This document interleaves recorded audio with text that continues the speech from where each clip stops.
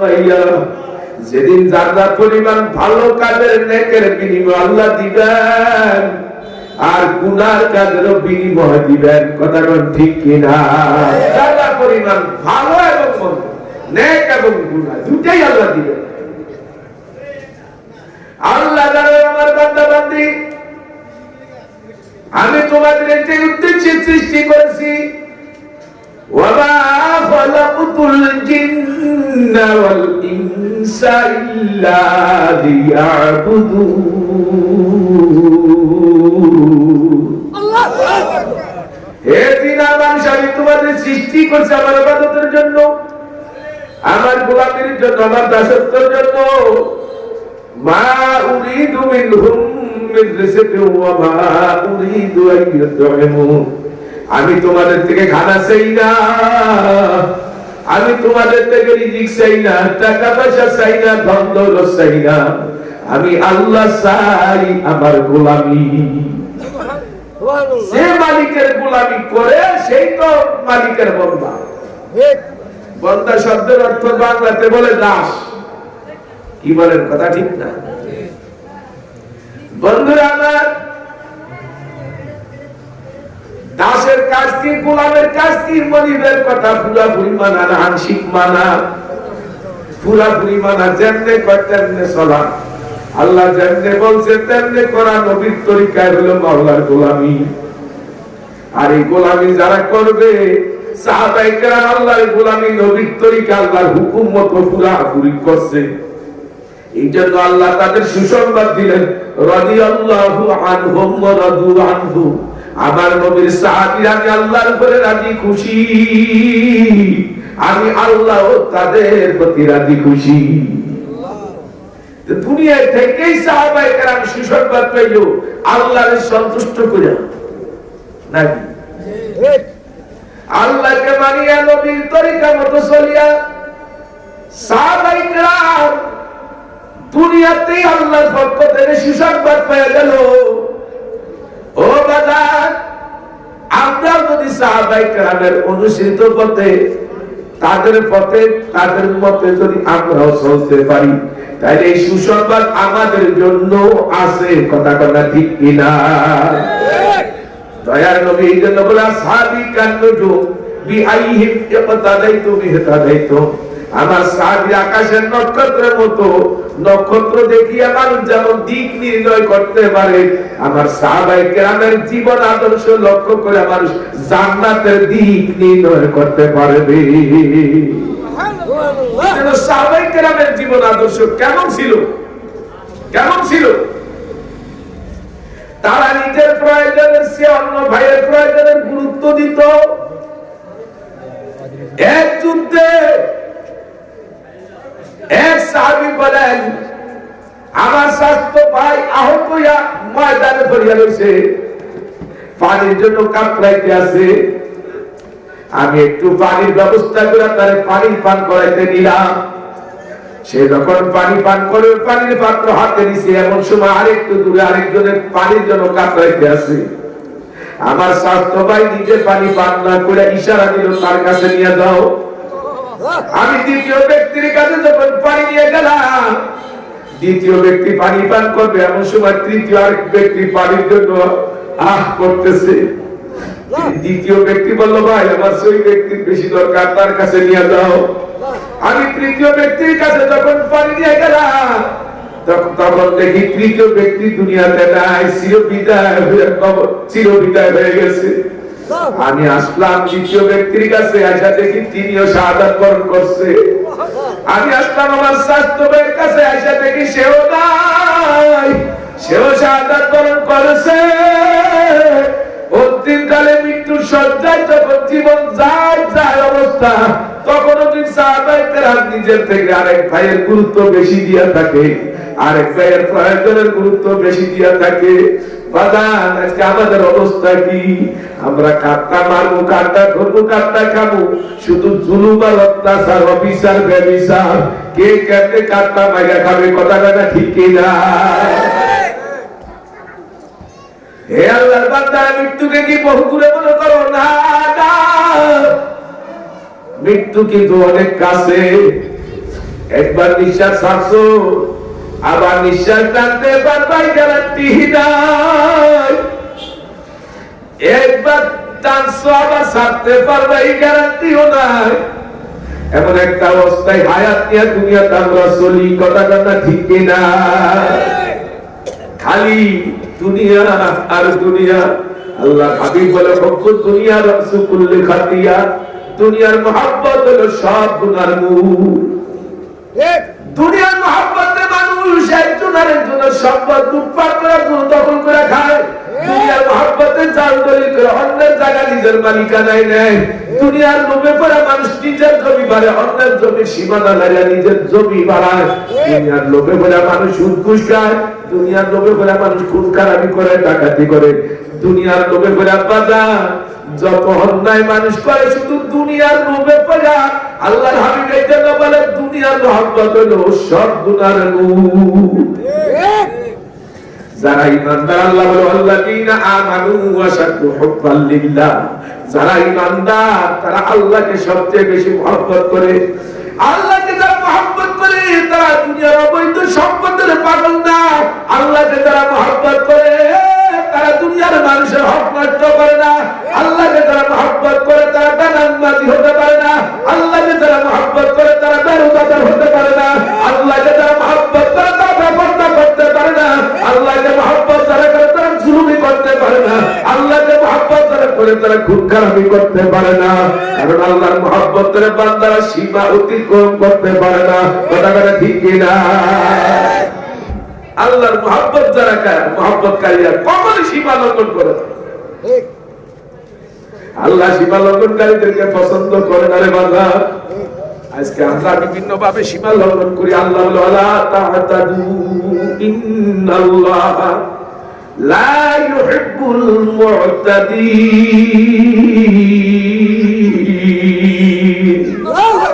আল্লাহ বলে সীমা লঙ্ঘনকারীদেরকে আল্লাহ পছন্দ করে না।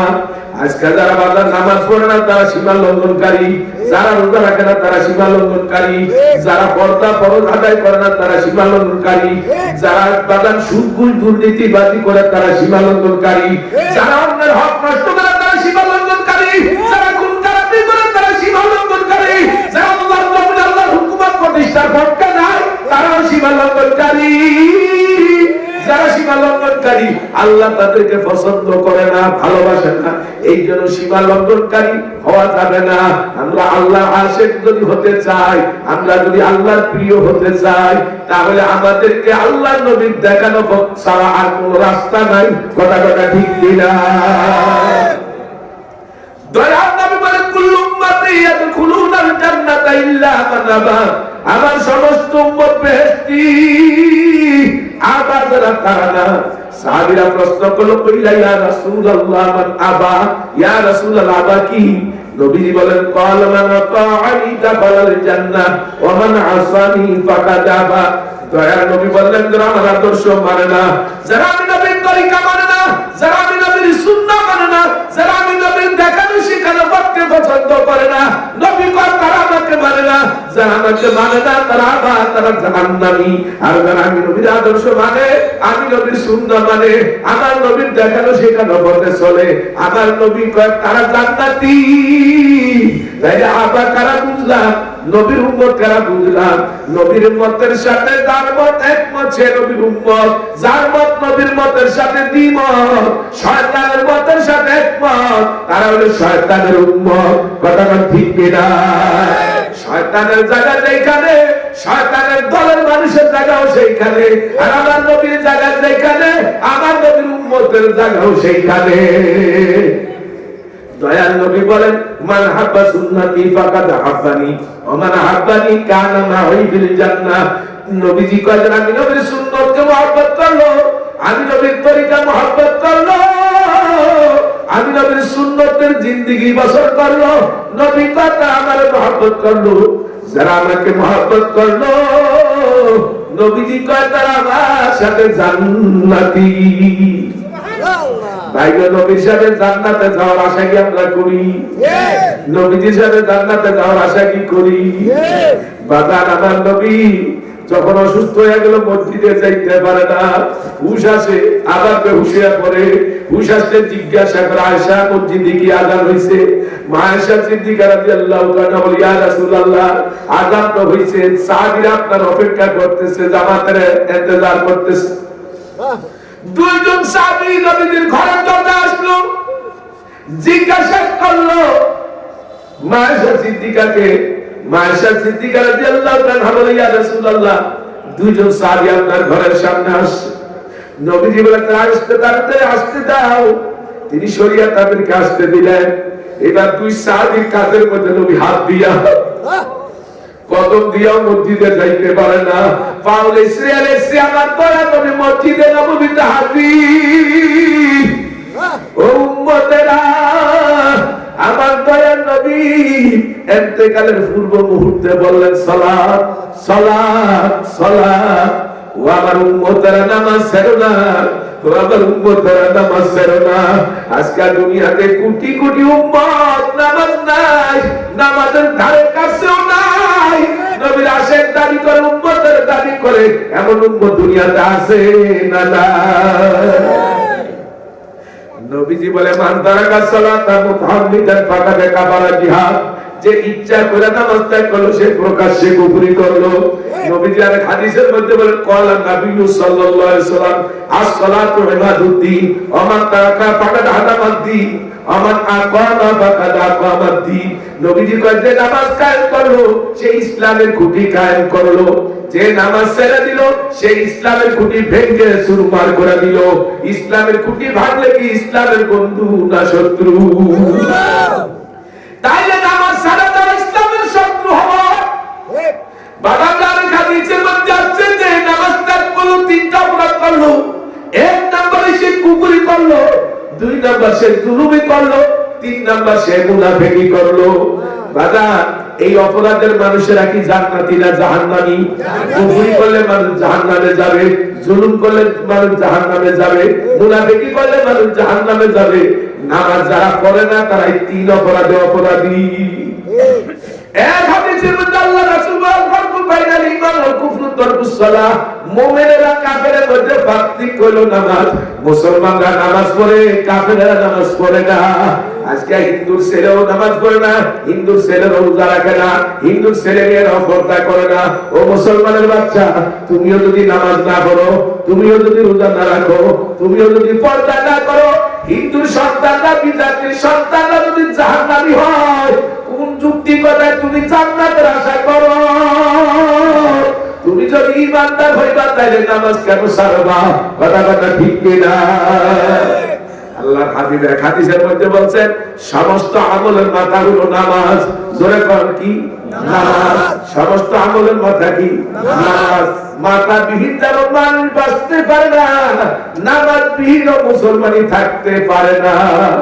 নবী কয় যার নামাজ নাই তার মুসলমানই নাই। আজকে হাজারো মুসলমানের সন্তানরা হুজুর নামাজ না পড়লে কি হবে? ঈমান ঠিক আছে? ও বাবা, তোর কথা যদি ঠিক হয় আল্লাহ এবং রাসূলের কথা তো ঠিক থাকে না, তাইলে বুঝা গেল তোমার কথা আমার কথাই মিথ্যা, তোমার ধারণাই মিথ্যা। আল্লাহ এবং নবীর কথা কোনদিন মিথ্যা হতে পারে না। কথাটা ঠিক কিনা? আল্লাহর কথা ছিল সত্য, দয়া নবীজির কথাও ছিল সত্য। এই জন্য বলতে চাই আজকে নামাজের ওয়াজ আসলে অনেক সময় করি, কিন্তু মানুষের মধ্যে কোনো পরিবর্তন দেখি না। এখনো তো মসজিদ আছে কিন্তু বাজার মুসল্লির অভাব। জুমার দিনে যদিও কিছু মুসল্লি হয়, ওক্তিয়ার নামাজে মুসল্লি খুব কম। শীতকালে তো একেবারে কমে যায়। প্রচুর দরে ঠান্ডার কারণে অনেকে মসজিদে নামাজ পড়তে যায় না। কথা বলে ঠিক না ঠিক? আল্লাহর হাবিব ফরমান যে ব্যক্তি এশারের নামাজ জামাতে পড়লো, ফজরের নামাজ জামাতে পড়লো, সারা রাত সে ঘুমাইলো, অথচ সারা রাত জাগরিত থাইকা ইবাদত করলে যেই সওয়াব হইতো আল্লাহর পরিমাণ সওয়াব তারা আমলনামায় জমা করে দেয়। আল্লাহ পাক রব্বুল আলামিন এর মধ্যে যদি কোনো সগীরা গুনাহ হয় আল্লাহ মাফ করিয়া দেয়। কেউ যদি ফজরের নামাজ পড়লো, যোহরের নামাজ জামাতে পড়লো, মাঝখানে সলাফিরা যে সগীরা গুনাহ হয় এগুলো আল্লাহ জামাতের খাতিরে মাফ করে দেয়। আসর থেকে যোহর থেকে আসর, আসর থেকে মাগরিব, মাগরিব থেকে ইশা, তাহলে প্রতি ওয়াক্তের মাঝখানে কোনো সগীরা গুনাহ হলে জামাতের খাতিরে আল্লাহ মাফ করে দেন। আল্লাহর হাবিব ফরমান মুনাফিক যদি দুঃখের সারা জামাত ফজরের জামাত তরক করতে পারে না, পারে একমাত্র মুনাফিক। নবী কয় যদি গড়াগড়ি দিয়াও হয় তারপরও তুমি জামাতে শরীক হও। জুমার মসজিদে জামাতে নামাজ পড়ে এক রাকাতে কমসে কম 500 রাকাতের সওয়াব। কথাটা ঠিক না রে?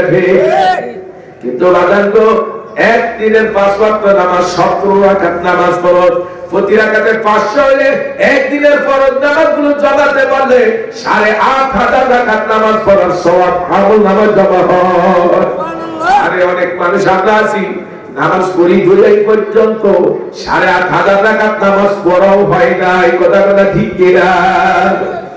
যে ব্যক্তি ফরজ নামাজের তাকবীর উলা ইমাম সাহেবের সাথে সাথে ইমাম সাহেব আল্লাহু আকবার বলে নিয়ত করলে হাত বাঁধছে, মুসল্লিও যদি মুক্তাদিরাও যদি তাই করে, তাহলে এই তাকবীর উলার কারণে 1000 আল্লাহ রাস্তায় কুরবানি বা সদকা করার সব আমল নামায় জমা হয়ে যাবে। তো আল্লাহ এত সওয়াব রাখার পরেও আমরা হতভাগারা যদি আল্লাহর কাছে জাহান্নামের আসামি হয়ে যায়, তাহলে বুঝতে হবে আমাদের মতো বড় নির্বোধ, আমাদের মতো দুর্ভাগা হতভাগা দুনিয়া তার কেউ হতে পারে না। কথা ঠিক কিনা? ও আল্লাহর বান্দারা, এই ফরজ নামাজ দাঁড়িয়ে পড়া ফরজ, দাঁড়িয়ে পড়ার শক্তি নিয়ে অসুস্থ, তাইলে বসে বসে করবেন। এত অসুস্থ শোয়া থেকে উঠতে পারেন না, তাইলে শুয়ে শুয়েও পড়বেন। তবু নামাজ ছাড়ার অনুমতি ইসলামে নাই। নদীর মধ্যে নৌকা ধার ডুবে গেছে, পাহাড়ের মতো ঢেউ, এই অবস্থায় যদি নামাজ রাখি রক্ত হয়, ও আল্লাহর বান্দার এই অবস্থায় সাঁতরের অবস্থায় নামাজ কিবলা নির্ণয় করে পড়তে হবে। তবু নামাজ ছাড়ার অনুমতি নাই। নদীর মধ্যে কাপড়গুলো ছেড়ে দিয়েছে, উলঙ্গ বস্ত্রহীন চলে উঠছে, কোন গাছগাছালি নেই, পর্দা নাই, মাথা থেকে পা পর্যন্ত পুরাটা দেহ খোলা। এই অবস্থায় বসিয়া বসিয়া ইশারায় রুকু সিজদা করবে, নামাজ পড়বে, তবু নামাজ ছাড়ার অনুমতি নাই।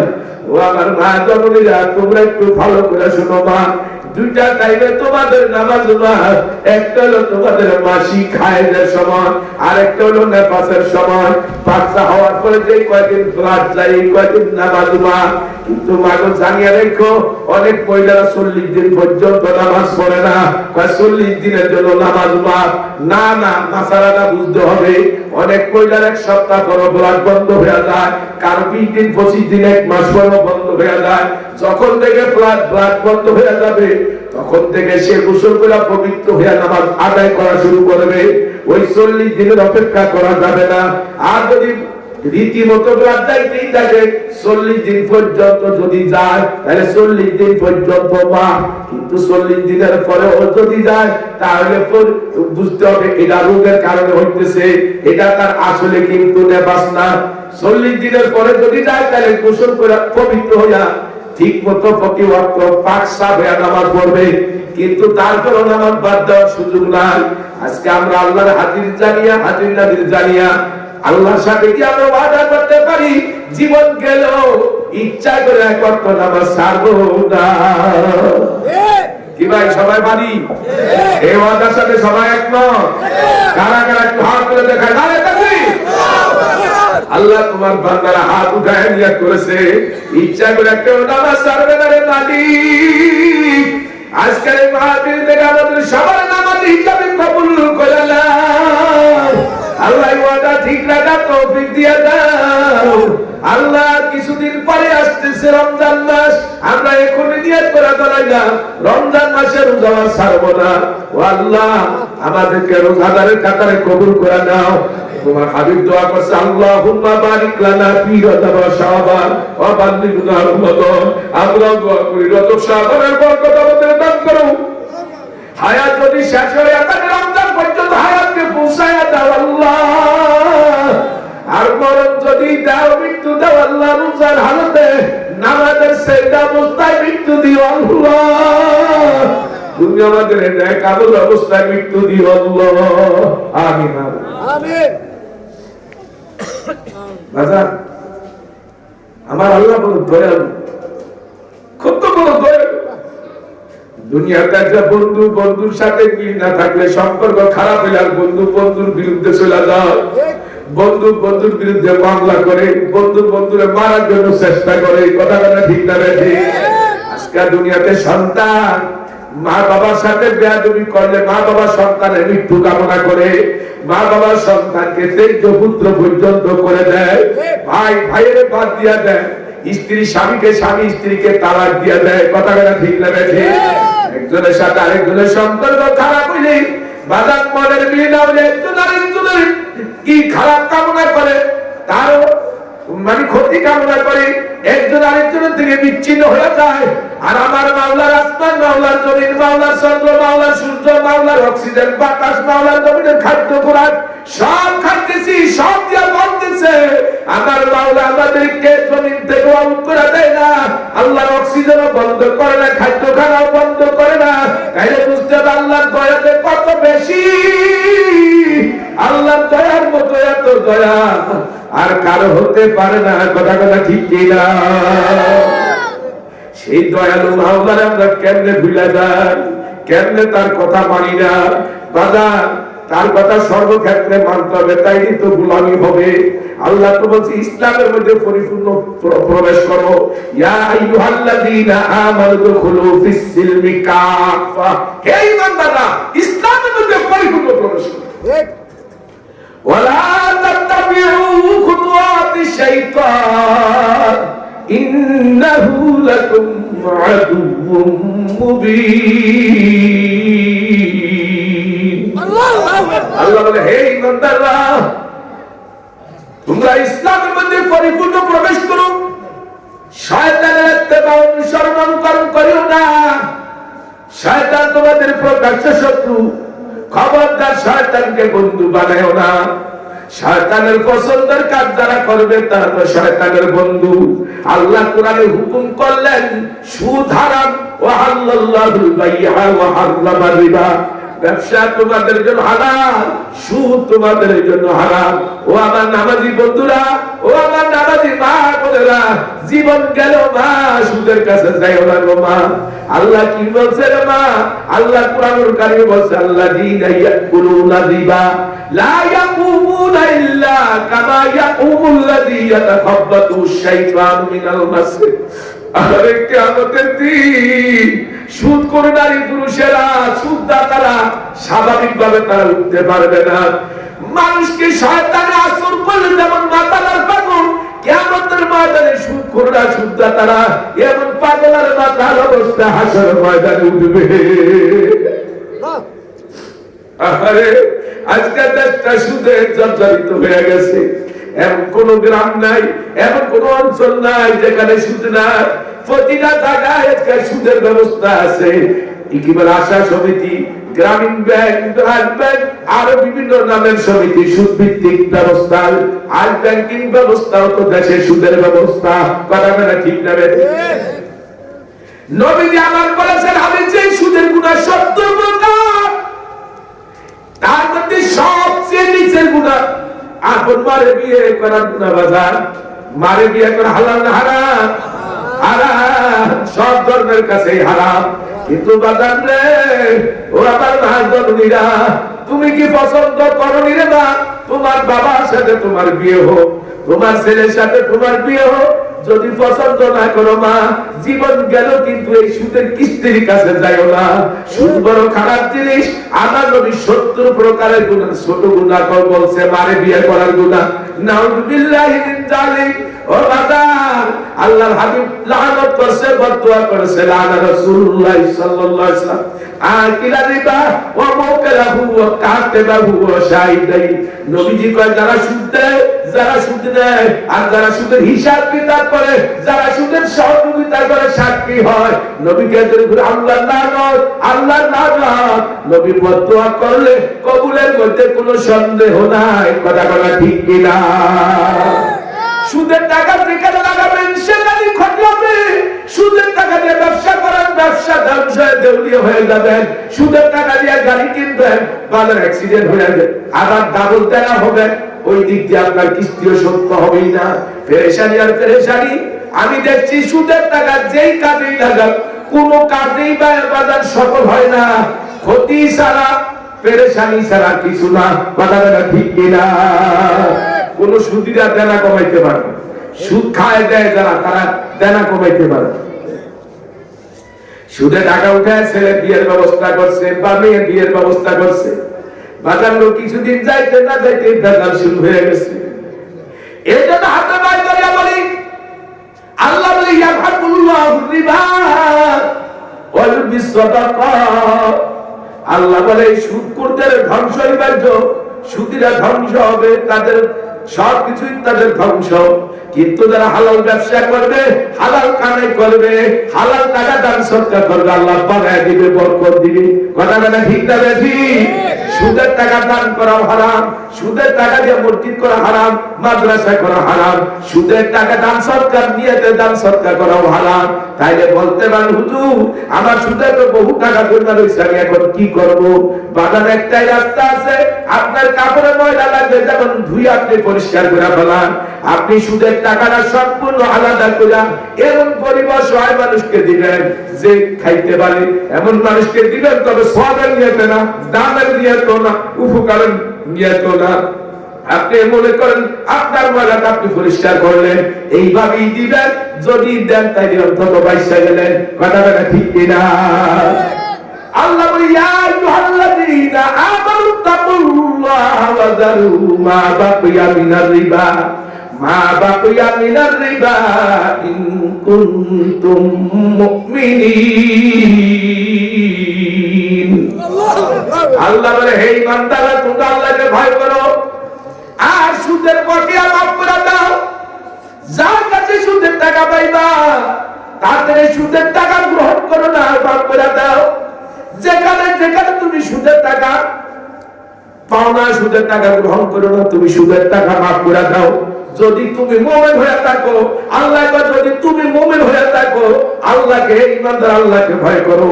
আর মুমিন যদি হয়ে থাকো, সুদের টাকা তুমি ছাইড়া দাও, মাফ করে দাও, সুদের টাকা গ্রহণ করো না।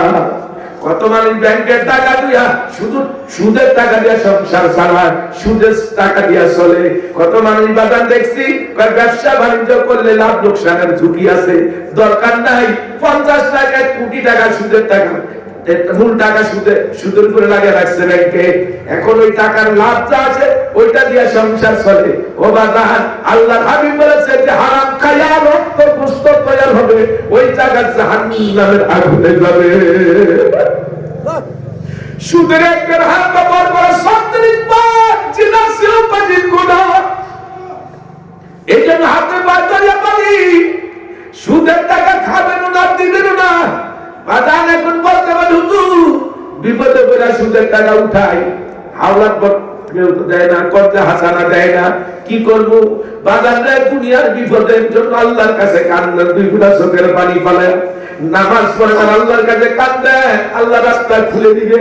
কিন্তু দুনিয়ার বিপদের চেয়ে বাজার আখিরাতের বিপদ কোটি কোটি গুণ ভয়ানক। কথা কোন ঠিক কিনা? কোটি কোটি গুণ ভয়ানক। আপনি আমি যদি সেই চিন্তা করি তো দুনিয়ার পেরেশানি যত হোক, দুনিয়ার মুসিবত যত হোক, এগুলি কিচ্ছু না। কথা কোন ঠিক না? ঠিক। আল্লাহ পাক তারপরে আয়াতে জানান যারা সুদ খাইলো দিল তারা যেন আল্লাহ এবং রাসূলের সঙ্গে যুদ্ধের প্রস্তুতি নিল। আমরা কি আল্লাহ এবং রাসূলের সাথে যুদ্ধ করতে রাজি? হ্যাঁ, যদি আল্লাহ এবং রাসূলের সাথে যুদ্ধ করতে রাজি না হন, জীবন গেল আর সুদের কাছে যাবে। সুদের কাছে গেলে আল্লাহ এবং রাসূলের সাথে যুদ্ধে লিপ্ত হলেন। এমন কোন অঞ্চল নাই, গ্রাম নাই যেখানে সুদ নাই। আমি আমার মা বোনদের খেদমতে আরজ করো, মা ও আমার প্রিয় মা বোনেরা, মাগো যারা সংসারে সুদের টাকা আনছো, স্বামী স্ত্রীর মধ্যে মহব্বত নাই, মিল নাই, ঝগড়া নিতিদিন লেগে থাকে। এমনকি এমন দেখা যায় যে কিস্তির টাকা নিয়ে স্বামী স্ত্রীর মধ্যে মারামারি হয়, খুনাখুনি হয়, স্বামী স্ত্রীকে ফেলে পরে চলে যায়, এমন ঘটনা হয় না? কত সংসার শেষ হয়ে যায়। তাইলে বুঝা গেল হারামের মধ্যে কোনোদিন আরাম নাই, হারামের মধ্যে কোনো বরকত নাই। ও আমার মা জননীরা, মা গো আজকাল এই মাহফিলে বয়ানগুলি খেয়াল করে শোনো। মা আমার সামনে যারা আছেন ভাই গো, আমি অনুরোধ করব, অনেকে হয়তো সুদের সাথে জড়িত, তাড়াতাড়ি লেনদেন ক্লিয়ার করে পরিষ্কার করে আল্লাহর কাছে কান্দেন। ও আমার মাবুদ রে, ওরে আমার মাওলা রে, তুমি যদি মাফ না করো আমার উপায় নাই, তুমি যদি ক্ষমা না করো আল্লাহ আমার উপায় নাই। এই জন্য আল্লাহর কাছে কান্নাকাটি করবেন, ক্ষমা চাই। উঠেন কেন বাজার? উঠলে তো আমার বয়ান করার ইচ্ছা থাকে না, উঠবেন না। আসতে পারবেন, বসতে পারবেন, যেতে পারবেন, যাবেন যখন অনুমতি নিয়ে যাবেন। কি কথা ঠিক না? আমি এত দূর থেকে আসলাম কষ্ট করে, আপনারা আমাকে রেখে চলে যাবেন, এটা কি ভালো দেখা যায়? কষ্ট করে বয়ান করতেছি, আমার যে কষ্ট হয় আপনাদের কি সেই পরিমাণ কষ্ট হয়? তাহলে একটু ধৈর্য সহকারে শুনুন। ইন্নাল্লাহা মা'আস সাবিরিন, আল্লাহ ধৈর্যশীলদের সাথী। আল্লাহ ধৈর্যশীলদের কি সাথী, বন্ধু। আমরা আল্লাহর বন্ধু বানাইতে চাই কি চাই না? একটু ধৈর্য ধরেন, আর কতক্ষণে মাহফিলটা চলবে? মেহেরবানি করে আপনারা বসেন। এই প্রতি বছর এই মাহফিল হয়, আমি মাঝখানে কয়েক বছর আসতে পারিনি, যোগাযোগ ওনারা করেছেন, কিন্তু আমারই খালি ছিল না। এবছর আলহামদুলিল্লাহ আল্লাহ কবুল করেছেন, অনেকদিন পরে আসছি। কিন্তু অনেক মানুষ তখন দেখছি যারা আজকে দুনিয়াতে নাই। যেসব মুরব্বীরা আমার সাথে সাক্ষাৎ করতো, মহব্বত করতো, ভালোবাসতো, এমন কিছু মানুষ আজকে দেখি। এই চেহারাগুলি আর কোনদিন দেখাও যাবে?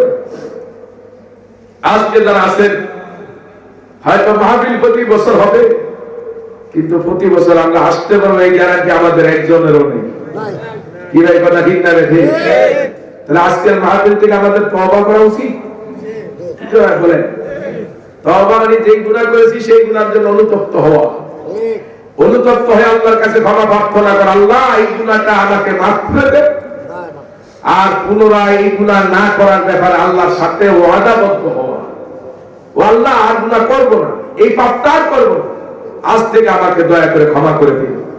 ভাই গো, কত মানুষ হঠাৎ হঠাৎ মারা যেতে আছে, মারা যেতেছে আমাদের চোখের সামনে। আমরা জানাজায় উপস্থিত হই, আমরা কবর পর্যন্ত যাই, মাটিও দেই, কিন্তু এখান থেকে শিক্ষা লাভ করি না। আরে এই অবস্থাটা যে কোনো মুহূর্তে আমার তো হবে। কি কথা ঠিক নেই? কেউ নিজের হায়াতকে লম্বা মনে করে না, সরকারের দোকান। কার দোকান? সরকারের দোকান। আমি আরো 20 বছর বাঁচবো, 30 বছর বাঁচবো, 50 বছর বাঁচবো, এটা শয়তানের দোকান। আমার 1 সেকেন্ডের ভরসাও নাই। কথা কথা ঠিক না? ঠিক। 1 সেকেন্ডেরও কি নাই? ভরসা নাই। তাই আমরা সর্বসময় তওবার হালতে থাকবো। কিসের হালতে থাকবো? তওবা। সবসময় আল্লাহর কাছে তওবার হালতে থাকবো। তওবা বেশি বেশি করব, সকাল বিকাল তওবা বেশি বেশি করব। আর জবানে আল্লাহর জিকির জারি রাখবো। যত আমার জবানটা যদি বাজে কথা থেকে বাঁচাইতে পারি, বেহুদা অপ্রয়োজনীয় কথা থেকে যদি হেফাজত করতে পারি, তাহলে আমার পরকাল হবে আমার জন্য কল্যাণময়, সুখময়। কথা কন ঠিক না? ঠিক। জবান তো দিছে আল্লাহ অপব্যবহারের জন্য দেয়নি, সঠিক কাজে ব্যবহারের জন্য দিছে। এই জন্য এই জবান দেয়া কারে বেশি ডাকবো? আল্লাহকে বেশি ডাকবো। কাপড়ের মধ্যে ময়লা লাগলে সাবান সোডা দিয়ে পরিষ্কার করবে, যত বেশি ধরে তত ময়লা থাকে না। যত আল্লাহর জিকির বেশি হবে তত কলব পরিষ্কার হতে থাকবে। জোরে বলেন সুবহানাল্লাহ। আল্লাহ হাবিব কয় লিকুল্লি শাইইন সিফালা ওয়া সিফালাতুল কুলুবি যিকরুল্লাহ। প্রত্যেকটা জিনিস যেমন পরিষ্কার করার ব্যবস্থা থাকে, কাপড়ের ময়লা লাগলে সাবান সোডা দিয়ে পরিষ্কার করা হয়, কলবের গুনাহ ময়লা পরিষ্কার করতে হলে আল্লাহর জিকির বেশি বেশি করতে হয়। যে যত বেশি আল্লাহর জিকির করবেন, সে ইবাদতে তত বেশি মজা পাবে, সে তত বেশি ইবাদতে স্বাদ পাবে, রুকুতে স্বাদ পাবেন, সিজদাতে স্বাদ পাবেন, সূরা তেলাওয়াতে স্বাদ পাবেন। ইবাদতের জন্য স্বাদ লাগে, কিন্তু মজা লাগে। ইবাদতের যেই মজা আছে, এই মজা দুনিয়ার আর কিছুর মধ্যে নেই। এই মজা যারা পাইছে তারা ঘন্টায় ঘন্টায় ইবাদতে মশগুল থাকে, তাদের কোনো ক্লান্তি নেই। আর যারা মজা পায় না, তারা তো মসজিদে ঢুকতে দেরি, বেরোনোর জন্য পাগল হয়ে যায়। ওই আমি অনেক সময় বলি যে ওই খাওয়াঘাটের যাত্রীদের মতো, যারা আগে ঢুকে ঢোকায় তারা পরে বের হয়, যারা পরে ঢুকে তারা আগে বের হয়। এখন মসজিদে যারা পরে ঢুকে তারা কিন্তু আগে বের হয়। রাসূল কারীম সাল্লাল্লাহু আলাইহি ওয়াসাল্লাম বলেন, মসজিদে নামাজের অপেক্ষা করে যারা ইন্তজার করে, মানে অপেক্ষা করতে থাকে, যতক্ষণ সে মসজিদে বসা থাকবে ততক্ষণ পর্যন্ত তার আমলনামায় শুধু নেকি আর নেকি চলতে থাকবে। নামাজ পড়ার সবই তার আমলনামায় জমা হবে। তাহলে মসজিদে আগে গেলে ভালো না, আর লাস্টে বের হওয়া ভালো। নবীজি বলেন যেই ব্যক্তি সবার পরে বের হয়, তখন ফেরেশতা বলে আল্লাহ সবাই চলে গেছে, তোমার অমুক বান্দা মসজিদ থেকে বের হয় না। আল্লাহ তখন বলে হে ফেরেশতা সাক্ষীদার, আমার বান্দার আমি নিষ্পাপ করে আমার ঘর থেকে বের করলাম। তাহলে মসজিদে আগে ঢুকা পরে বের হওয়ায় বহুত বড় লাভজনক। কি বলেন কথা ঠিক না? ঠিক। তো আমার ভাইরা, আমি আর অল্প কিছু আলোচনা করি, আমার আলোচনা শেষ করব। মা বলে আলহামদুলিল্লাহ আপনারা একটা এখন পরিবেশ তৈরি করছেন। এতক্ষণ যা আগে মানে আমি বসার সময় যে অবস্থাটা দেখছি তখন আমার কাছে একটু কষ্ট লাগছে, কিন্তু আলহামদুলিল্লাহ সেটা আপনারা পূরণ করছেন। অনেকে মনে হয় যেন আবার ফিরাও আসছে, কি ঠিক না? আলহামদুলিল্লাহ, জাযাকাল্লাহ। আজকের এই মজলিস থেকে যেন আল্লাহ একটা বান্দারও মাফ না করে বাড়িতে না নেয়, আমরা সবাই আল্লাহর কাছে দোয়া করি। কোন আমিন। আমি তওবার কিছু কথা বলবো, তওবার কথা। পাপ তো সারা জীবন করছি। রাসূলুল্লাহ সাল্লাল্লাহু আলাইহি ওয়াসাল্লাম বলেন আমার উম্মত বনি আদম, বনি আদম মানে রাসূলের উম্মত। বনি আদম হুজুর বলেন যে সবাই গুনাহগার, গুনাহ করে, কিন্তু উত্তম হলো তারা যারা তওবা করে। যারা কি করে? তওবা করে। তো তওবা আমাদের গুনাহ আছে কি না? নাই। সবাই বলেন আমাদের গুনাহ আছে কি না? নাই। সবার গুনার কথা মনে পড়ে কি না? হ্যাঁ, পড়ে।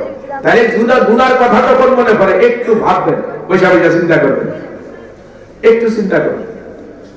একটা ঘটনা, রাসূলুল্লাহ সাল্লাল্লাহু আলাইহি ওয়াসাল্লামের জামানায় জিবরাইল আসছে এমন একটা মুহূর্ত, যে সময়টা জিবরাইল এরকম আসেন না, আর জিবরাইল আসছে এরকম শুরুতে বা এরকম ভাব নিয়ে কোনদিন নবীজির কাছে একটা আসেন, খুব পেরেশান। নবীজি জিজ্ঞাসা করলেন, ভাই জিবরাইল আপনি এত পেরেশান কেন, এত অস্থির কেন? জিবরাইল বলে, ইয়া রাসূলুল্লাহ, জাহান্নামকে আল্লাহ উত্তপ্ত হওয়ার হুকুম করছে, ডরে ভয় আমি আপনার কাছে চলে আসছি। নবীজি ডাক দেয়া কথা, জিবরাইল জাহান্নামের একটু বয়ান আমার শোনান। তখন জিবরাইল বলে, ইয়া রাসূলুল্লাহ, জাহান্নামে যদি কোথায় একটু ছিদ্র করা হতো, ওই ছিদ্র দিয়া দুনিয়াতে যদি দুর্গন্ধ আসতো, দুনিয়ার মানুষগুলি কলিজা ফাটিয়া মারা যাইত, একটা মানুষও বেঁচে থাকতে পারতো না। এরপরে বলে, ইয়া রাসূলুল্লাহ, জাহান্নামীদেরকে যেই ফেরেশতা শাস্তি দিবে, আযাব দিবে, এমন একজন ফেরেশতা দুনিয়াতে যদি আসতো, আর দুনিয়ার মানুষ যদি একটা নজর দেখতো, সাথে সাথে মানুষ হার্ট ফেল করে মারা যাইত। এরপরে বলে, ইয়া রাসূলুল্লাহ, জাহান্নামীদেরকে যে শিকল দিয়ে বন্দী করা হবে, এই শিকলটা যদি দুনিয়ার সবচেয়ে উঁচা পাহাড়ের উপর রাখা হতো, পাহাড়টা বিগলিত হয়ে সাত জমে গেছে, যেটা বুঝতো, এটাও যদি দুনিয়ার মানুষ দেখতো, কলিজা ফাটিয়া মারা যাইত। নবীজি এতটুকু সুইদার বরদাস্ত করতে পারে না। নবীজি ডাক দিয়া জিবরাইল, আর আপনি আমার জাহান্নামের বয়ান এই সময় শুনায়েন না। মনে হয় আপনি যদি আমার জাহান্নামের বয়ান আরো শুনান, আমি মুহাম্মদ রাসূলুল্লাহ কলিজা ফাটিয়া মারা যাইব, আমি আর বরদাস্ত করতে পারি না। নবীজি হাউমাউ করে কান্না শুরু করে দিছে, জিবরাইলও কান্না শুরু করে দিছে। এমন সময় গায়েব থেকে আওয়াজ আসলো, আপনাদের কাঁদতে হবে না, আপনাদের জিম্মাদার স্বয়ং আল্লাহ। ও বাজার, ও যুবকেরা, বাবারে হাতে পায়ে করিয়া বলি, দুনিয়ার জিন্দেগি বাজার দেখতে না দেখতে শেষ হয়ে যাইতে আছে। বাজার কত যুবক মারা যায়, কত অ্যাক্সিডেন্ট হয়ে মারা যায়। তুমি আমি যে বয়স পাবো, লম্বা বয়স পাবো, এটা গ্যারান্টি নেই রে বাবা। মৌত কিন্তু বেশি দূরে না, প্রাণ বের হওয়ার সময় কিন্তু বেশি দূরে না। এই জন্য হাতে পায়ে করিয়া বলবো, আজকে এই তওবার কথাটা বলবো, এমন ভাবে তওবা করবো। মুসা আলাইহিস সালামের জামানায় অনাবৃষ্টির কারণে দেশের ফসলাদি নষ্ট হয়ে যাইতেছিল। হযরত মুসা আলাইহিস সালাম তখন এই মুসল্লিদেরকে নিয়ে দোয়ার আয়োজন করলেন, কিন্তু দোয়া করার পরে একটা আওয়াজ আসলো আল্লাহর পক্ষ থেকে, তার একদিনাকে জানানো হইল, ও ও নবী মুসা, আপনার এই মজলিসে একটা পাপিষ্ঠ লোক আছে, ওই লোকটা না উঠা পর্যন্ত বৃষ্টি হবে না। ওই লোকটা না উঠা পর্যন্ত কি হবে না? বৃষ্টি হবে না। মুসা আলাইহিস সালাম বলেন, এরে এই মজলিসে একজন পাপিষ্ঠ লোক আছে, তোমার মতো পাপী আর কেউ না, তুমি উঠা যাও, নিজে নিজে উঠা যাও। যদি তুমি না উঠো, আমি আল্লাহ থেকে পরিচয় নিয়ে তোমার কানে ধরে উঠাই দিব, তুমি লজ্জা পাইবা। এখন ওই লোকটা তো মনে মনে ভাবতে আছে, আল্লাহ গো, এই হাজার হাজার মানুষ চাইয়া রয়েছে, আমি যদি উঠে যাই সবাই তো আমার চিন্তা বলাবে, এই মানুষের সমাজে আমি কেমনে চেহারা দেখাবো, আমি কেমনে মানুষের সমাজের চেহারা দেখাবো রে মালিক। ও ধরে কান্না, ধীরে ধীরে প্রকাশ্য কান্না ধরা যাবে। আবার চিন্তা করে, আল্লাহ যদি উঠাও না দেয়, তোমার নবী পরিচয় জানতে চাইলে তুমি তো আমার সিনে দিবা, সে তো আমার কানে ধরে উঠিয়ে দিবে, আর আমার লজ্জা পাবো। ও মালিক, আমার গুনার সংখ্যা আছে, সীমা আছে, তোমার দয়া তোমার রহমতের তো সংখ্যাও নাই, সীমাও নাই। ও আল্লাহ, তোমার দয়ার গুণে তুমি আমারে মাফ করে দাও। আল্লাহর দরবারে দোয়া কবুল হয়ে গেছে, সঙ্গে সঙ্গে বৃষ্টি শুরু হয়ে গেছে। মুসা আলাইহিস সালাম, আল্লাহ এতক্ষণ বললেন একজন পাপী লোক আছে, সে না উঠলে বৃষ্টি হবে না, এখন কেউ তো উঠলো না, বৃষ্টি তো আপনি দিয়ে দিলেন। আল্লাহ তার দেখা নবী, যেই লোকটার কারণে এতক্ষণ বৃষ্টি দেই না, ওই এমন কান্না দিছে, এমন তওবা করছে, আমার আরশ পর্যন্ত কাঁপা শুরু হয়ে গেছে। আমি আল্লাহ সহ্য করতে পারি না, আমার আরশের খুঁটি কাঁপা শুরু হয়ে গেছে। আমি এই জন্য তার মাফ করে দিছি, আর তার কারণে আমি বৃষ্টি তাড়াতাড়ি দিয়ে দিছি। জোরে জোরে কান্না সুবহানাল্লাহ। তাইলে আমরা তওবা করতে রাজি আছি কিনা? আমাদের গুনাহ আছে নি? আমাদের অন্যায় আছে নি? এতদিন পর্যন্ত পর্দা করি না, এখন থেকে আর পর্দা করব, পর্দা ছাড়বো না। এতদিন সুদ ঘুষে ছিলাম, এখন আর সুদ ঘুষের কাছে যাব না। এতদিন পর ঠকাইছি, এখন আর পর ঠকাবো না। রাজি আছেন নি? বাজা আল্লাহ পাক সূরা ইয়াসিনে ফরমান, আল-ইয়াওমা নাখতিমু আলা আফওয়াহিহিম ওয়া তুকাল্লিমুনা আইদিহিম ওয়া তাশহাদু আরজুলুহুম বিমা কানু ইয়াকসিবুন। আল্লাহ বলে কিয়ামতের দিন জবান বন্ধ হয়ে যাবে, হাতের জবান খুলে যাবে। আল্লাহ তোমাদের হাত দিয়া নাফরমানে জুয়া খেলাইছে, তাস খেলাইছে, নেশা করছে, সুই লইছে, নেশার ব্যবসা করছে, চুরি করছে, ডাকাতি করছে, খুন খারাপি করছে। ও আল্লাহ, তোমাদের হাত দিয়া নাফরমানে জাল দলিল করছে, তোমাদের হাত দিয়া নাফরমানে ঘুষের টাকা দিছে, সাদাবাজি করছে, মানুষের থেকে দূর করে সাদা উড়াইছে। আল্লাহ, তোমাদের হাত দিয়া নাফরমানে এই খুন খারাপি করছে। এই হাত দিয়ে আল্লাহ ভোট দিতে মানুষের দেয় না, অস্ত্র নিয়ে মানুষের দৌড়াইছে, মানুষের অধিকার মানুষকে দিতে দেয় না। আল্লাহ নিজে একজন প্রার্থীর সাপোর্ট করতো, একাই 500 ভোট 1000 ভোট দিয়ে দিছে। আল্লাহ অন্যদেরকে ভোট দিতে দেয় নাই। হাতে বলা দিবেন না, পায়ে বলবো আল্লাহ হাতে যাবেন যে সব সাথী, হাতের সাথী, পায়ের সাথী, চোখের সাথী, কানের সাথী এক হয়ে যাবে, জমিনের সাথী এক হয়ে যাবে। জমিনে যেখানে খুন খারাপি, জুলুম, অত্যাচার করেছি, ওই জমিন আল্লাহর কাছে সাক্ষী দিয়ে দিবে। বাজার কিরামান কাতিবিন, দুজন আমাদের সম্মানিত ফেরেশতা আমাদের কাছে আছে না না? এদের সাক্ষী এক হয়ে যাবে। ও বাবা, কাউকে খুন করলে খুনে সাক্ষী দিবে, চুরি করলে চুরিয়ে সাক্ষী দিবে। বাজার ওই গুনাহ যখন সাক্ষী দিয়ে দিবে, তখন আল্লাহ রাব্বুল আলামিন বলে, ফেরেশতারা রে, ওর পক্ষে তো আর কেউ নাই, ওর পক্ষে তো আর কেউ নাই। আর দেরি নাই, হাত পা মোড়া দিয়া শক্ত করে বেঁধে জাহান্নামের মধ্যে ফেলাইয়া দে, জাহান্নামের মধ্যে ফেলাইয়া দে, ভাইয়া যেন যাইতে না পারে। ও বাবা, দুনিয়াতে মানুষ অন্যায় করিয়া এক জায়গা থেকে এক রাষ্ট্র থেকে আরেক রাষ্ট্রে ফলিয়া বাঁচতে পারে, কিন্তু বাজার আখেরাতে মানুষ পলাইবার জায়গাও নাই, বাঁচারও জায়গা নাই। আল্লাহ বলবেন পালের কানার সামনে থেকে ভাইয়া যায়, আইনাল বাবা বলে ভাইয়া যায়, এই জন্য হাতে বাইর করিয়া বলবো এই হাতকে গুনার কাজের থেকে বাঁচাইতে রাজি আছেন নি? এই পাওকে গুনার কাজের থেকে বাঁচাইতে রাজি আছেন নি? এই চক্ষু ব্লু ফিল্ম দেখার থেকে বাঁচাইতে রাজি আছেন নি? আজকে আমার দেশের যুবক যুবতীরা ধ্বংস হয়ে গেল বাজার হাতের মধ্যে বড় বড় মোবাইল, টাচ মোবাইল। আজকে এই মোবাইলের কারণে বাজার যত অশ্লীলতা, যত নোংরা ছবি দেখতে দেখতে ঈমান ধ্বংস হয়ে গেল। কথা কথা ঠিক কিনা? এই মোবাইলের উপকারিতাটা ক্ষতির কাছে 100 কোটি গুণ বেশি। কথা কথা ঠিক না বেঠে? এই জন্য হাতে পায়ে ধরিয়া বলবো আজকাল ছোট ছোট বাচ্চাদের হাতে পর্যন্ত মোবাইল, মোবাইলের বিভিন্ন জিনিস সেটা না দেখে বাচ্চারা খাইতে পর্যন্ত চায় না। বাচ্চাগুলির দেমাগও নষ্ট করে দিতে আছে। কথা কথা ঠিক না বেঠে? আর বন্ধুরা, এই অবস্থা এইভাবে চলতে থাকলে আগামী দেশটা হয়ে যাবে একটা এরকম পশুর দেশের মতো। এই দেশে মানবতা থাকবে না, ইসলাম থাকবে না, সব বিদায় হয়ে যাবে। কথাটা ঠিক কিনা?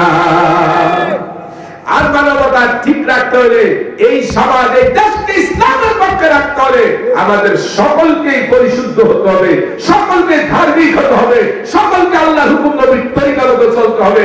আমাদের ভবিষ্যৎ প্রজন্ম সন্তানদের দ্বীন শিক্ষা দিতে হবে। দ্বীন শিক্ষার অভাবে আজকে মুসলমানের ঘরে নাস্তিকের জন্ম হচ্ছে, মুসলমানের ঘরে মুশরিকের জন্ম হচ্ছে, মুসলমানের ঘরে কাফেরের জন্ম হচ্ছে। কথাটা ঠিক না ঠিক? যাদের নাম নাস্তিকের মধ্যে অধিকাংশ মুসলমানের সন্তান। কিন্তু নাস্তিক হলো কেন? এর পিছনে একটাই কারণ, এদেরকে ধর্মীয় শিক্ষা শিক্ষিত করা, এদেরকে আদর্শ মানুষ গড়ায় না উঠানোর কারণ। আধুনিক শিক্ষা শিক্ষিত আমাদের দেশের সন্তান হবে, কিন্তু প্রাথমিক শিক্ষা ইসলামের শিক্ষা তাকে দিতে হবে। এই শিক্ষা ব্যবস্থা পরিবর্তন করতে হবে। কথা বলা ঠিক না ঠিক? এই মাদ্রাসা সুশিক্ষার ফ্যাক্টরি। এখান থেকে কোরআনের হাফেজ তৈরি হয়, এখান থেকে আলেম তৈরি হয়, এখান থেকে সুবক্তা তৈরি হয়, এখান থেকে ইমাম তৈরি হয়, এখান থেকে বড় বড় মুহাদ্দিস মুফাসসির তৈরি হয়। কথা ঠিক না ঠিক? তাহলে আপনাদের এই দিগুলি মাদ্রাসা এলাকার জন্য নিয়ামত না কিয়ামত? নিয়ামত। আরো জোরে বলেন নিয়ামত। রাসূল করিম সাল্লাল্লাহু আলাইহি সাল্লাম বলেন, যে হাদিসটা আমি বলেছিলাম, রাসূল বলেন মান কারাআল কুরআনা ফাসতাদহারাহু ফাহাল্লা হালালাহু ওয়া হারাম হারামাহু আদখালাহুল্লাহুল জান্নাহ ওয়া শাফাহু ফি আশরাতিন মিন আহলি বাইতি কুল্লুহুম ক্বাদ ওয়াজাবাত লাহুল্লাহ। দয়ার নবী বলেন যে একটা ছেলে যদি হাফেজে কোরআন হইয়া হারামকে বর্জন করে হালালকে গ্রহণ করে ন্যায় নীতির করে চলে, এরকম একজন হাফেজে কোরআন কিয়ামতের দিন তার আপন যাদের উপরে জাহান্নাম ওয়াজিব হয়ে গেছে এমন 10 জনকে সুপারিশ করে আল্লাহ জান্নাতে নিয়ে যাবে। সুবহানাল্লাহ। তাহলে আমাদের কি মন চায় না আমাদের সন্তান হাফেজ হোক, আলেম হোক? আমাদের নাতিপুতি, আমাদের ভাতিজা, আমাদের ভাতিজি, আমাদের সন্তান যারাই আছে তাদেরকে কোরআনের শিক্ষা শিক্ষিত করতে হবে। কি বলেন? কথা ঠিক কিনা? তাই আমাদের সন্তানরা আমাদের জন্য দোয়া করবে, রব্বির হামহুমা কামা রাব্বায়ানি সগীরা। যদি শিক্ষাই না দিলাম ওরা কেন দোয়া করবে? একজন আলেমের পিতা মাতার কত দাম, কিয়ামতের ময়দানে নূরের তাজ পড়ানো হবে। ও বাদান, তার আলোয় সূর্যের আলো সে আলোকিত হবে। কত দামি হবে আলেমের হাফেজের মা বাবা। এই জন্য দুনিয়াতে সন্তানদের দিন শিক্ষা দিতে মোটেও কার্পণতা করবেন না, কোকিলামি করবেন না। সন্তান মাদ্রাসা পড়তে চায় না, কথা ঠিক, কিন্তু যত কষ্ট আল্লাহর কাছে দোয়া করেন, আল্লাহ তুমি আমার সন্তানের কোরআনের খাদেম বানায় দাও, আল্লাহ তার সিগার মধ্যে কোরআন ঢুকিয়ে দাও। সব সময় নামাজ পড়ে পড়ে দোয়া করবেন, চেষ্টাও অব্যাহত রাখবেন, চেষ্টা বাদ দিবেন না। আলহামদুলিল্লাহ এই মাদ্রাসা দীর্ঘদিনের মাদ্রাসা। আলহামদুলিল্লাহ মাদ্রাসা হওয়ার কারণে এই এলাকা থেকে বহু ছেলে হাফেজ হয়েছে, বহু ছেলে আলেম হয়েছে। কথা ঠিক কিনা? তো মাদ্রাসা এই এলাকায় হয়ে কি উপকার হয়েছে না অপকার হয়েছে? হ্যাঁ, উপকার হয়েছে। এই মাদ্রাসা কি আপনাদের মাদ্রাসা কিনা? কোন আমাদের মাদ্রাসা? কোন আমাদের মাদ্রাসা? আমি বলতেছি আপনারা বলেন এই মাদ্রাসা আমাদের মাদ্রাসা। আবার মুখ দিয়া বলেন আমাদের মাদ্রাসা। এই আমাদের মাদ্রাসা বললে একটা মায়া লাগে, তার মহব্বত লাগে, ঠিক না? তা আমাদের মাদ্রাসা বলা, আমাদের এই মাদ্রাসা আমাদের মহব্বতের মাদ্রাসা। এই মাদ্রাসা টিকে থাকুক, এই মাদ্রাসার উন্নয়নের কাজ হোক। মাশাআল্লাহ, বিল্ডিং তো আগে এটা ছিল না, হয়েছে। এখন আমার এই দিক দিয়ে প্রয়োজন হয়েছে, কাজও তো মনে হয় ধরছে। কি আমার নজরে তো এমনই লাগে, আপনারাও কি দেখতেছেন নাকি? হ্যাঁ, এই মাদ্রাসা কমিটি, মাদ্রাসা মুরব্বীরা কই? একজন লোক ধারে কাছে নাই। আমি তো আন্দাজে সেটা বলতে আছি, আপনারা তো আমার কিছুই বলেন।